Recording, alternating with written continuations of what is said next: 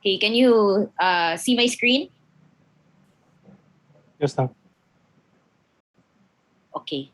So good morning. We'll be discussing about the circulation, the unit on the circulation. So this involves a lot of chapters, no?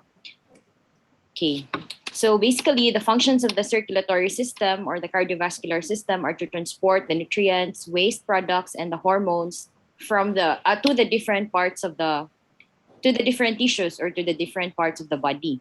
And in general, it is to maintain an appropriate environment in all the tissue fluids of the body for our optimal survival and function.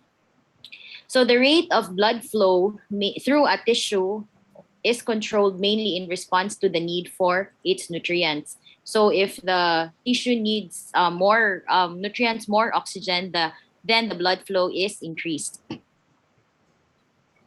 So the circulatory system is divided into two. So we have the pulmonary circulation and the systemic circulation. So the pulmonary circulation basically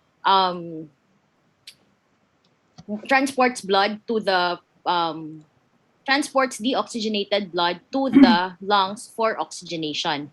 While the systemic circulation starts with the oxygenated blood coming from the lungs, which is being transported out of the heart through the aorta and distributed to the other parts of the body. So the systemic circulation is also known as the greater circulation or the peripheral circulation.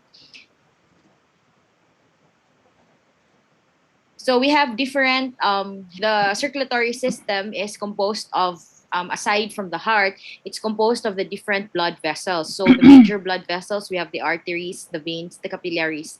And also we have the arterioles and the venules. So this is just a tabulation of the differences of the various blood vessels that supply our body. So for the arteries, we know that these are strong. They have strong vascular walls and they are highly elastic, and they provide blood under high pressure. So these vessels transport oxygenated blood to the different parts of the body, while the veins have thin walls and they transport blood.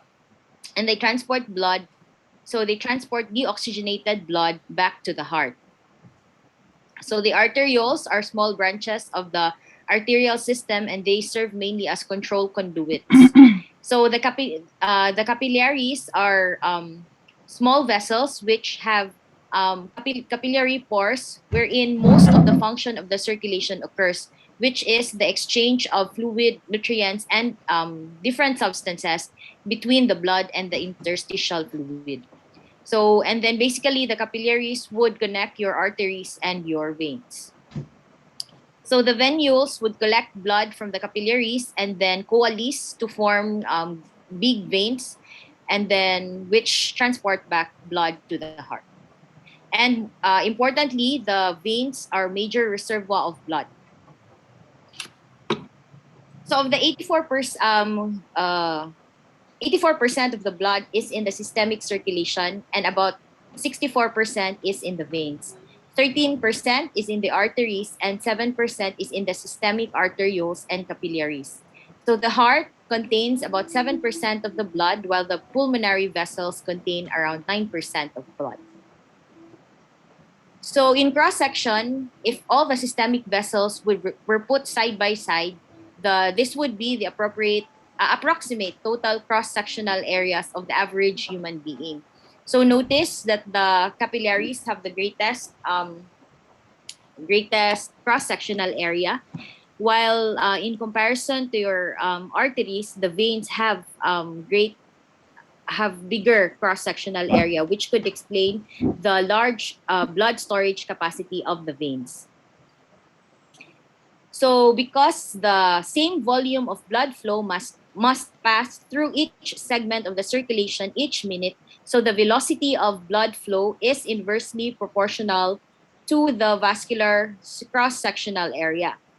So thus, under resting conditions, the velocity averages, the velocity is higher in the aorta compared to a lower velocity in the capillaries.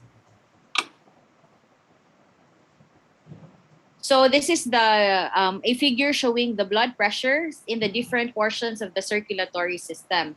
So the left ventricle, when it ejects blood to the aorta, so the aorta has the highest, has a high blood pressure. So because the pumping of the heart is pulsatile, so the normal or the arterial blood pressure, the systolic blood pressure is around 120 millimeters mercury.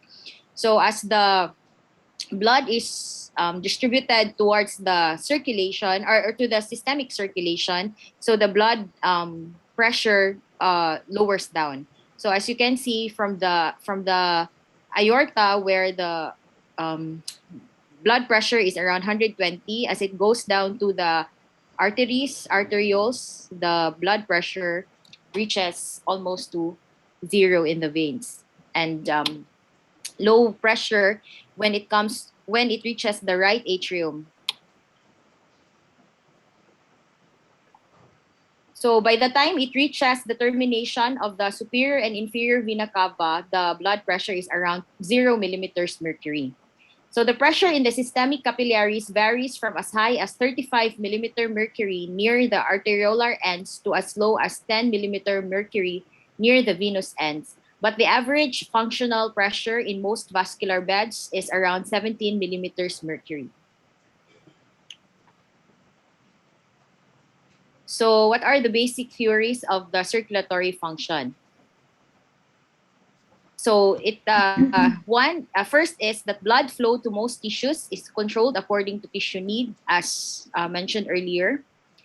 That the cardiac output is the sum of all tissue flows, and the arterial pressure regulation is generally independent of either the local blood flow control or the cardiac output. So we have the nervous signals, which can increase the force of heart pumping and causes contraction of the large venous reservoirs to provide more blood to the heart. And they can also cause generalized constriction of most of the arterioles throughout the body so that more blood accumulates in the large arteries to increase the arterial pressure. So this nervous signals would be discussed further in the chapter on the effect of the nervous system on arterial pressure control. So blood flow through a blood vessel is determined by two factors. So it's the pressure gradient. So it is not the absolute pressure, but the pressure gradient. So meaning the pressure difference of the blood between two ends of a vessel. So this is the force that would push the blood through the vessel, throughout the vessel. So another factor would be your vascular resistance. So vascular resistance is the impediment to blood flow through the vessel. So this is described by Ohm's law. No, that the resistance, that the flow is directly proportional to the pressure gradient, or the change in pressure over the resistance. So the resistance occurs as a result of friction between the flowing blood and the intravascular endothelium all along the inside of the vessel. So we have two types of flow. We have the laminar flow and turbulent flow. So when blood flows at a steady rate through a long, smooth blood vessel, so wherein there are no atherosclerosis, or there are no plaques, or there is no obstruction, it flows in streamlines, with each layer of blood remaining the same distance from the vessel wall, where the central most portion of the blood stays in the central of the vessel. So this is called laminar flow or streamline flow. So in contrast, your turbulent flow is a type of flow in which blood is flowing in all directions. So this is represented by the figure in figure C. So the blood is continually mixing within the vessel. so causing a parabolic profile for velocity of blood flow. So when the rate of blood flow becomes too great, and when it passes by an obstruction in a vessel and makes a sharp turn, or when it passes over a rough surface, the flow may then become turbulent or disorderly. So represented by the which is termed as turbulent flow. So forming your eddy currents. So it is represented by your Reynolds number. So the Reynolds number states that the Reynolds number is the measure of the tendency for turbulence to occur. So it is directly proportional to the velocity of the blood vessel, the diameter of the blood vessel, and the density of the blood, and it is inversely proportional to the viscosity of the blood. So the blood pressure is the force exerted by the blood against any unit area of the vessel wall. So it can be expressed in millimeters mercury or centimeters centimeter water. So we will go back to the blood pressure in the next few slides. So the resistance to blood flow is the impediment to blood flow in a vessel, and it is calculated from measurements of blood flow and pressure difference between 2 points in the vessel. So this is the it is expressed as one peripheral resistance unit, or PRU.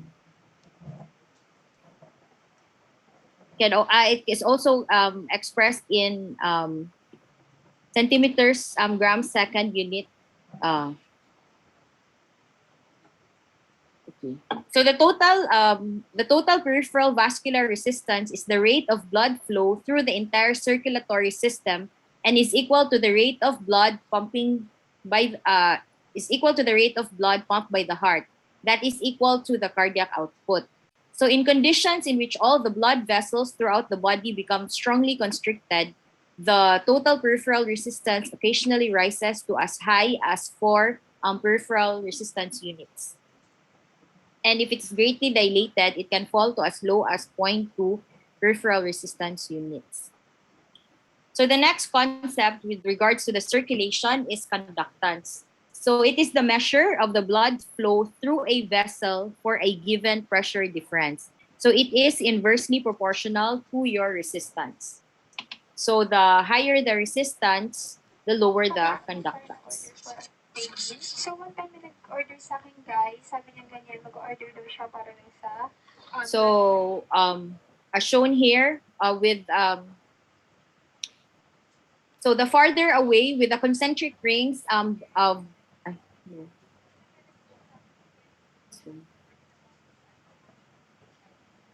So conductance of the vessel increases in proportion to the fourth power of the diameter.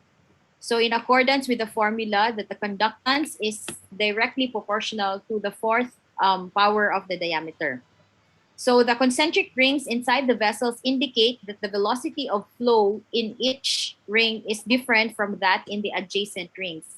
That is, the blood in the ring touching the wall of the vessel is barely flowing because it adheres to the endothelium, while the next ring of blood toward the center of the vessel slips past of the first ring, and therefore it would flow more rapidly. So the flow of blood is related to a number of factors: your viscosity, the pressure gradient, and the length and diameter of the vessel.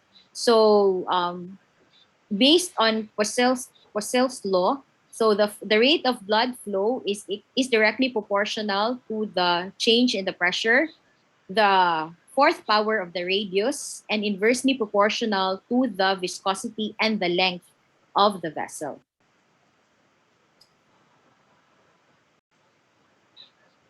So the greatest effect would be the change in the radius of the vessel. It has the greatest effect on the blood flow. So next concept is vascular distensibility. So vascular distensibility is directly proportional to the increase in the volume and indirectly proportional to increase in pressure. So the veins, so as mentioned earlier, veins are more distensible compared to your arteries. So they are 8 times more distensible than the arteries. And your pulmonary veins are as well have higher distensibility than compared to your systemic arteries.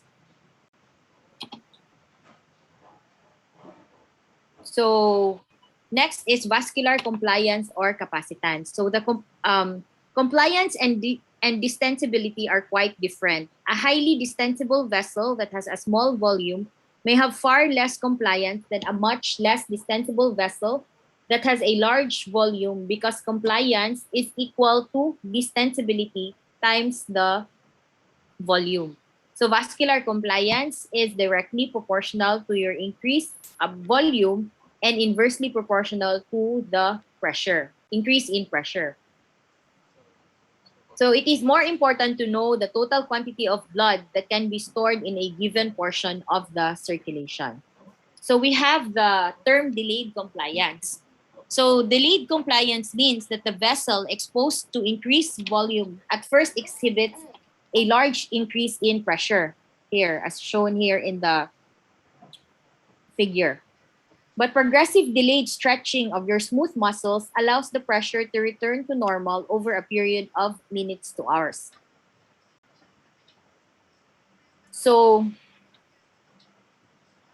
the volume of blood injected causes immediate elastic distension of the vein, but then the smooth muscle fibers of the vein begin to creep to longer lengths and their tensions correspondingly decrease. So this effect is called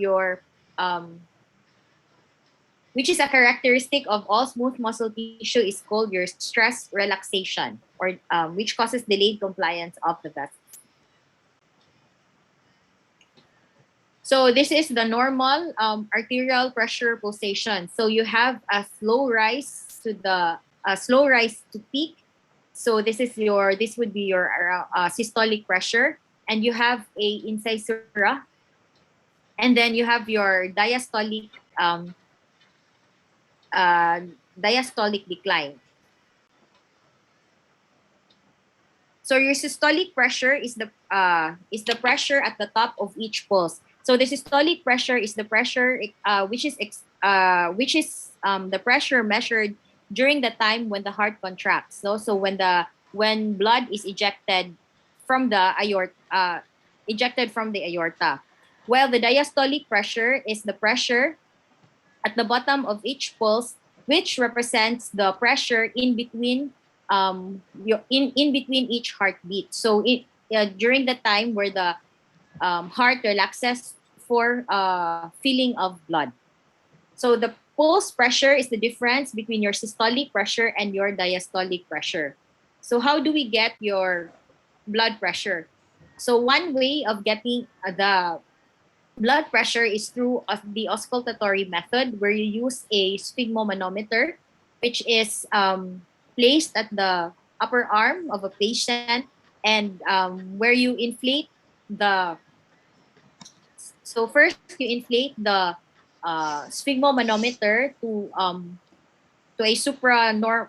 suprasystolic na pressure. So, or the time where you can hear where you can appreciate no sounds, and then you slowly deflate the sphygmomanometer, and the first sound that you could hear would be equal to your systolic blood pressure. So it is the first, we call it the first Korotkoff sound.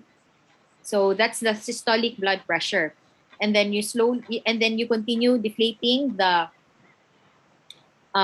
blood pressure apparatus until you hear that the sound is already muffled. So it is now the diastolic blood. It would be equivalent to your diastolic blood pressure. However, some would say that the time where the sounds, so more it seemed so the last sound that you could hear before you cannot appreciate any sound would be your diastolic blood pressure. So the normal blood pressure would be what the normal systolic blood pressure is 120 millimeters mercury, while the normal diastolic blood pressure is 80 millimeters mercury or less. So your pulse pressure, which is the difference between your systolic and the diastolic pressure, depends on two major factors. So these are your stroke volume output and your compliance or the distensibility of the vessel. However, there's a third factor, which is the character of ejection from the heart during systole. So it means that the greater the stroke volume output, the greater the amount of blood that must be accommodated in the arterial tree with each heartbeat, with causing a greater rise and fall of your blood pressure. So just to show the different abnormal pressure pulse contours. So this is your normal waveform pressure pulse contour. So in patients with arteriosclerosis, notice that the systolic pressure is increased. So this is because of decreased vascular compliance because of stiffening of the arteries. So in patients with aortic valve stenosis, since there is aortic stenosis means there's an obstruction to flow in the aortic valve. So the blood from the left ventricle cannot freely go out to the aorta. It's because of the decrease in the diameter of the aortic valve due to obstruction or due to aortic stenosis. So since the diameter of the aortic valve opening is reduced significantly, the aortic pressure pulse is also decreased, because of the diminished flow of blood. So in patients with patent ductus arteriosus, so one half or more of the blood is pumped into the aorta by the left ventricle. So the blood that is pumped to the aorta immediately backwards through the open ductus into the pulmonary artery and the lungs. So allowing the diastolic pressure to fall very low before the next heartbeat. So in patients also with aortic regurgitation, so in aortic regurgitation, so the blood that is ejected to the aorta would immediately from regurge or it goes back to the left ventricle. So as a result, the aortic pressure can fall all the way to zero between heartbeats. So there is also no incisura in the aortic pulse contour because the aortic valve does not close. So this would be one problem when you use the for the diastolic blood pressure. When you get the diastolic pressure as the pressure where you cannot hear the corrupt of sound. So these are your mga pathologic cases where in patients with aortic regurgitation, even up to 10 millimeters mercury can still hear a sound. Okay, so let's proceed to the venous pressure. So the central venous pressure or the pressure of the right atrium is regulated by a balance between the ability of the heart to pump blood out of the right atrium and ventricle into the lungs, and the tendency of blood to flow from the peripheral veins into the right atrium. So the increase in venous return is influenced by increased blood volume, increased large vessel tone resulting in increased peripheral venous pressure and the dilatation of your arterioles. So the veins have valves, no? So the valves are arranged so that the direction of blood flow can only be toward the heart. So it is a one-way valve. So if it's a normally functioning venous valve, so one-way direction, so towards the heart only. So every time someone contracts a muscle or tenses a muscle, a certain amount of venous blood is propelled toward the heart. So as mentioned earlier, so your veins function as your large blood reservoir. So we also have other blood specific. The specific blood reservoirs are the spleen, the liver, your large abdominal veins, and the venous plexus beneath the skin. So after the veins, so we now proceed with the microcirculation, which involves your capillaries. So the microcirculation transports your nutrients to the tissues as well as removes cell wastes. So the microcirculation of each organ is organized specifically to meet that organ's needs. So we have your special types of pores in capillaries. So you have your brain tight junctions between the capillary endothelial cells. You have your liver clefts, the GI tract between those the muscle and the liver, and your in the kidneys you have your fenestrations. So these are small openings to increase filtration through the glomerulus. So the blood flow in the capillaries is not blood in the capillaries does not flow continuously. In how Instead it flows intermittently, turning on and off every few seconds or minutes. So this is called vasomotion. So meaning which means there's intermittent contraction of the metarterioles and your precapillary sphincters. Um, and the most important factor that controls vasomotion would be the lack of oxygen. So when the rate of oxygen usage by the tissue is great, so that the tissue oxygen concentration decreases below normal, the intermittent periods of capillary blood flow would occur more often, and the duration of each period of flow would last longer, allowing the capillary blood to carry increased quantities of oxygen to the tissues. So your the average rate of blood flow. So the overall function of the capillary system is averaged. So there is an average rate of blood flow through each tissue capillary bed, an average capillary pressure within the capillaries, and an average rate of transport of substances between the blood of the capillaries and the surrounding interstitial fluid. So the most important means by which substances are transferred between the plasma and the interstitial fluid is diffusion.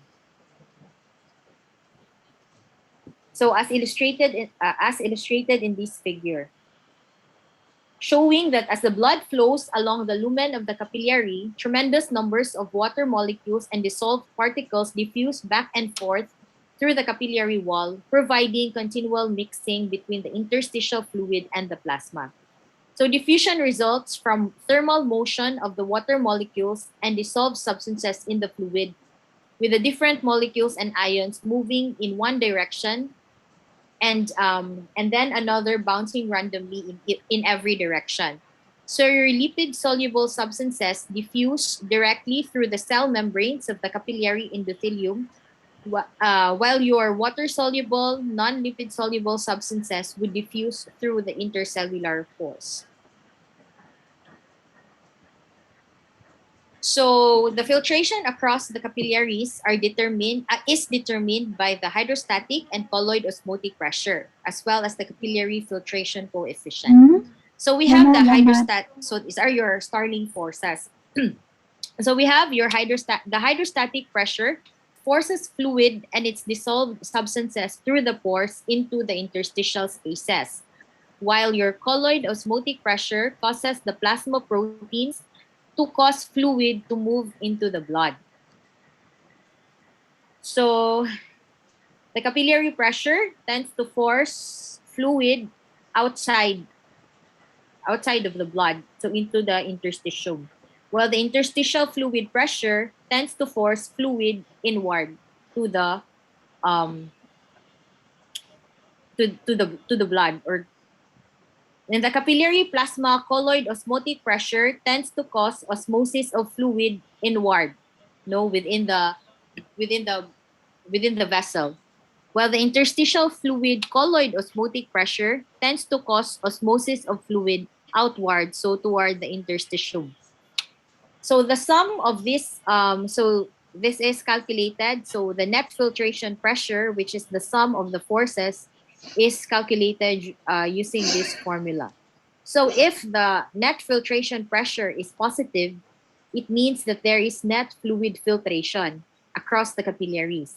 If the sum of the forces is negative, it means there is net fluid absorption from the interstitial spaces into the capillaries. Okay, now let's proceed to the lymphatic system. So the lymphatic system represents an accessory route through which fluid can flow from the interstitial spaces into the blood. So almost all tissues of the body have special lymphatic channels, and the most important function of the lymphatic system is to carry proteins and large particulate matter away from the tissue spaces, which cannot be removed by absorption directly into the blood capillaries. So these are the different factors that can increase interstitial fluid flow. So these are namely your elevated capillary hydrostatic pressure, the decreased plasma colloid osmotic pressure, the increased interstitial fluid colloid osmotic pressure, and the increased permeability of the capillaries. So proceeding now to the local and humoral control of tissue blood flow. So the fundamental principle of your circulatory function is that most tissues have the ability to control their own local blood flow in proportion to their needs. So these are the some of the specific needs of the tissues for the blood flow. So we have two types of blood flow control. So we have your acute control and the long-term control. So acute control is achieved by rapid changes in local vasodilatation or constriction of the arterioles, the metarterioles, your precapillary sphincters, which occurs in seconds to minutes. While your long-term control is a slow, controlled change that could occur over a period of days, weeks, or even months due to an increase or decrease in the physical sizes or number of blood vessels supplying the tissues.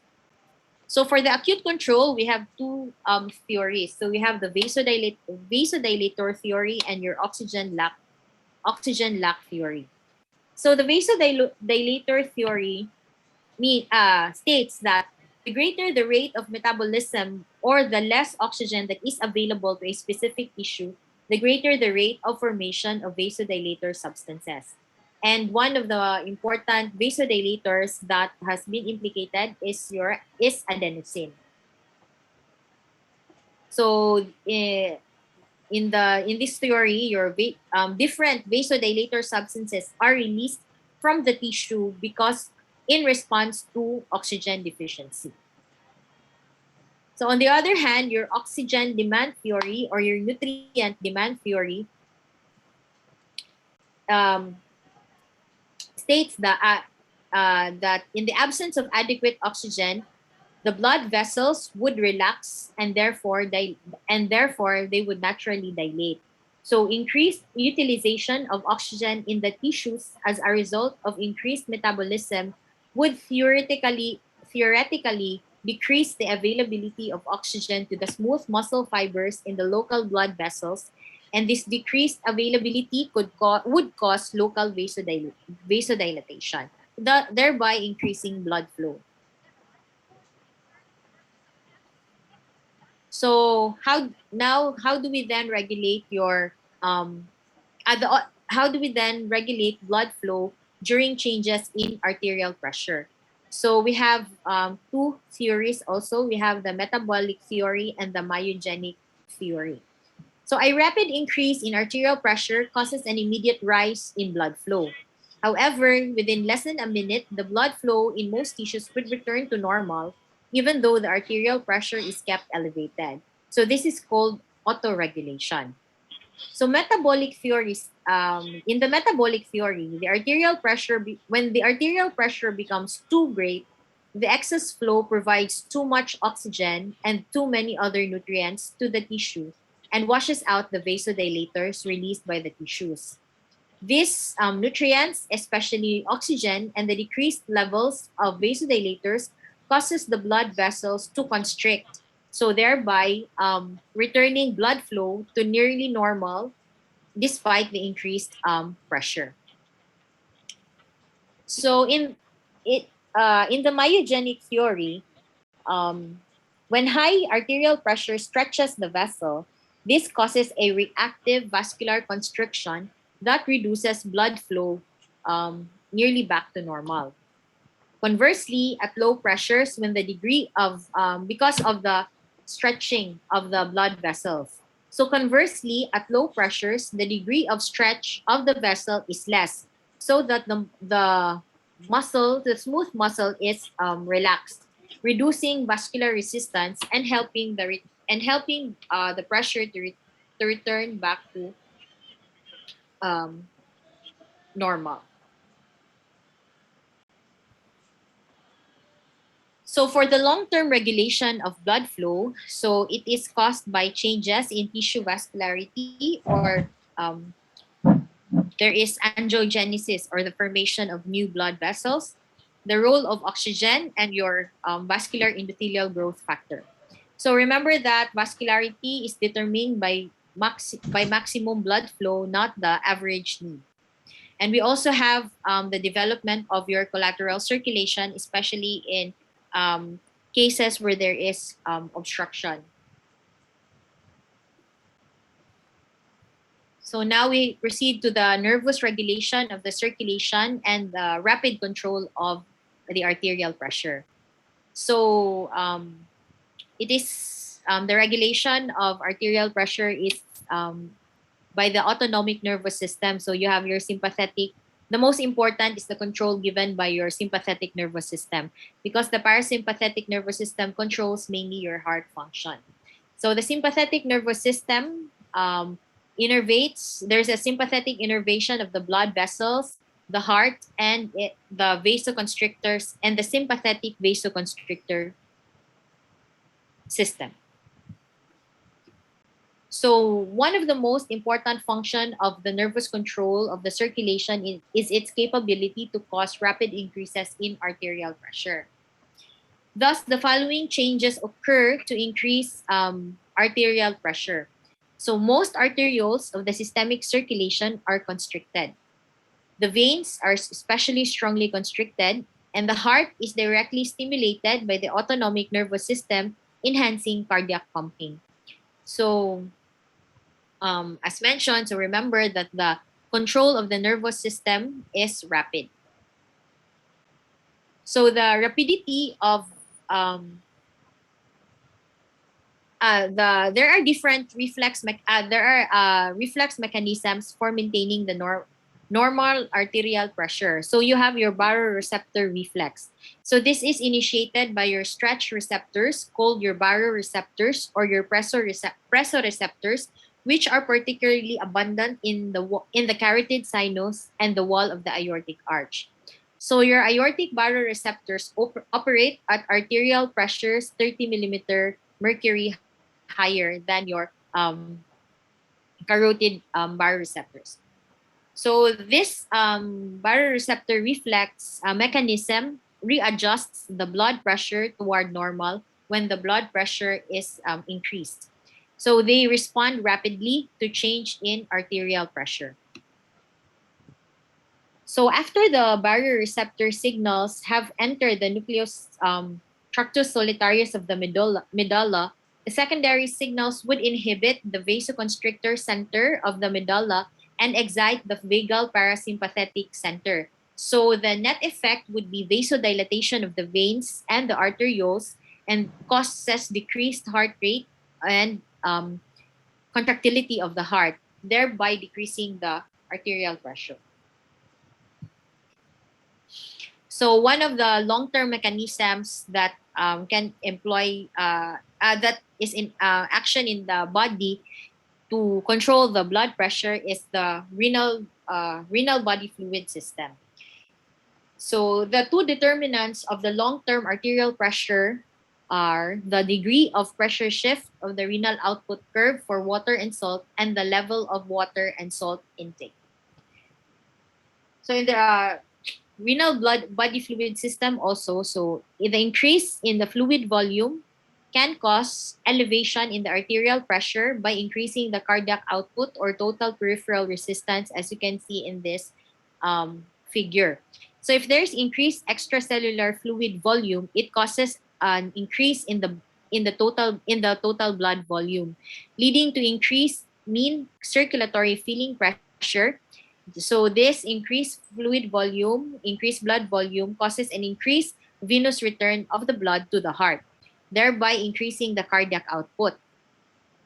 So increased cardiac output can cause increased arterial pressure, leading to increased urine output. So when there is excess of salt in the extracellular fluid, the osmolality increases and stimulates the thirst center, ultimately leading to an increase in the extracellular fluid volume.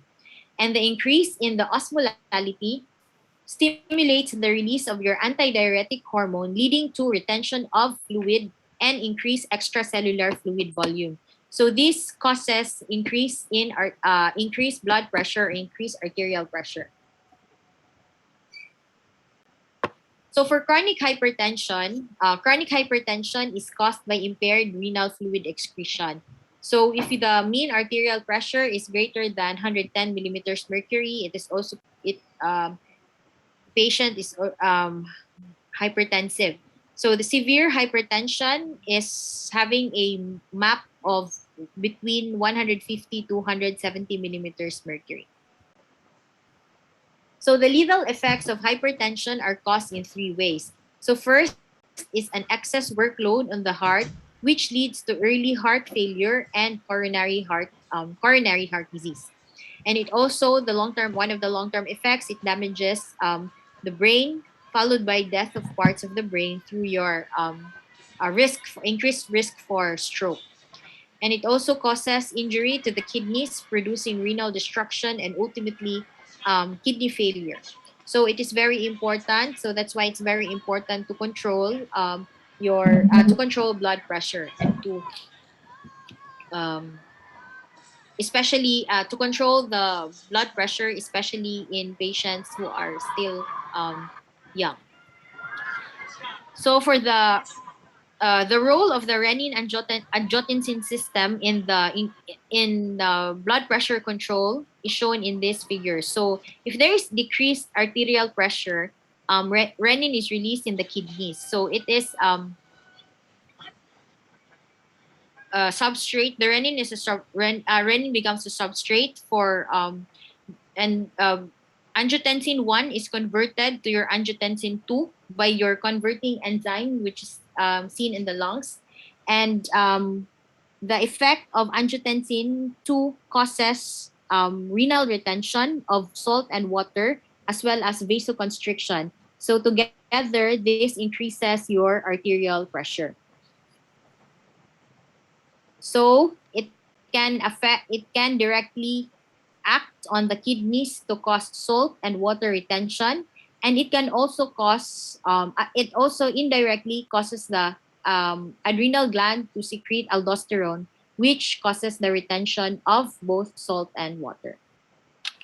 So I think that's the last slide. Do you have any questions?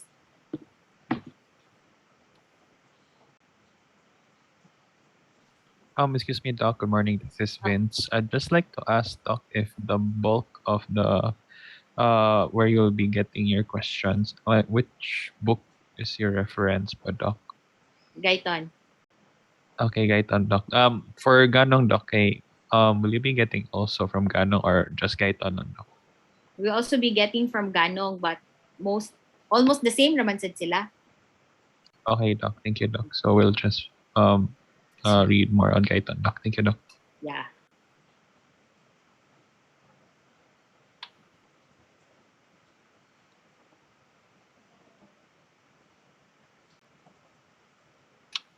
Okay, so if there are any other questions, so good luck on your exam tomorrow.